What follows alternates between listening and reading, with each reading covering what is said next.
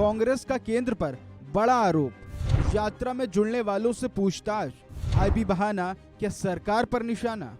कांग्रेस की भारत जोड़ो यात्रा राहुल गांधी के नेतृत्व में जोरों शोरों से जारी है। यात्रा पर एक तरफ जहां कोरोना का साया नजर आ रहा है, तो वहीं दूसरी तरफ अब कांग्रेस ने केंद्र सरकार पर बड़े ही गंभीर आरोप लगाए हैं।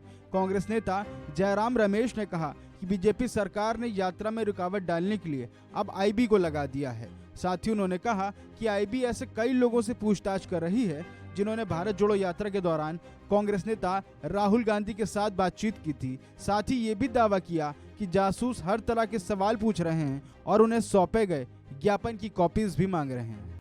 जिस तरीके से संवैधानिक और कानूनी संस्थाओं के द्वारा प्रयास किया गया है भारत जोड़ो यात्रा को बदनाम करने के लिए और पटरी से हटाने के लिए, डिरेल करने के लिए, इन संस्थाओं का दुरुपयोग हुआ है। अभी अभी 2-3 दिन पहले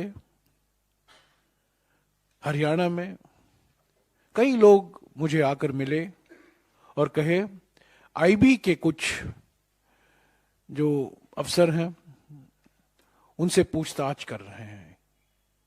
आप क्यों मिले? किस विषय पर बात हुई? आपने कुछ राहुल जी को ज्ञापन दिया, उसकी हमें कॉपी मिल सकती है?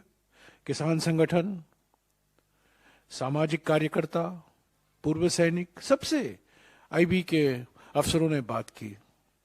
हमें कुछ छुपाने की कोई जरूरत नहीं है।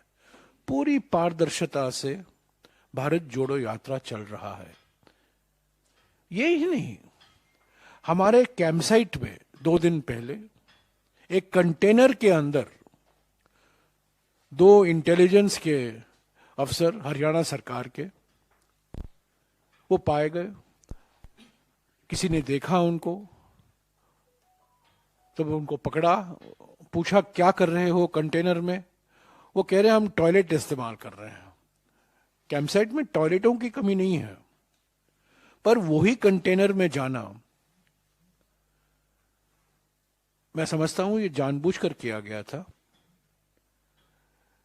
और हमने सोना पुलिस स्टेशन में शिकायत भी की। वहीं इस दौरान जयराम रमेश ने चुनाव आयोग पर भी गंभीर सवाल उठाए। उन्होंने कहा कि सरकार के साथ चुनाव आयोग कुछ और बर्ताव करता है, जबकि विपक्ष के साथ कुछ और। एक किस्सा भी सुनाया जयराम रमेश ने, सुनवाते हैं आपको। हमें नोटिस मिला इलेक्शन कमीशन से, हमें नोटिस मिला national commission on protection of child rights से कि राहुल जी गए थे, एक on the spot painting competition था, वहां प्राइज डिस्ट्रीब्यूशन समारोह था और मुश्किल से 10-12 मिनट वहां राहुल जी रुके कन्याकुमारी के पास, और उसको लेकर एक बवाल मच गया। हमें नोटिस मिली, मुझे खुद इलेक्शन कमीशन में जाना पड़ा, स्पष्टीकरण मैंने दिया, हमने एक विस्तार से जवाब भी दिया। पर जब प्रधानमंत्री खुद गुजरात के चुनाव के अभियान के दौरान एक छोटी बच्ची का इस्तेमाल करते हैं और उनसे बहुत कुछ बुलवाते हैं, उस पर जब हमने इलेक्शन कमीशन को अवगत कराया, एनसीपीसीआर को हमने शिकायत की, उस पर चुप्पी, उस पर कोई कार्रवाई नहीं, कोई नोटिस नहीं प्रधानमंत्री को या बीजेपी के पार्टी को। ये दोहरे मापदंड है।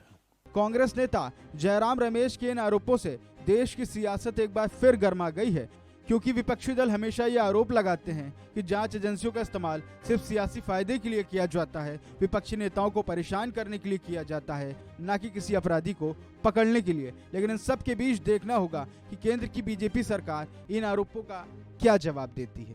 इस खबर में फिलहाल इतना ही। बाकी खबरों के लिए आप बने रहिए वन इंडिया हिंदी के साथ।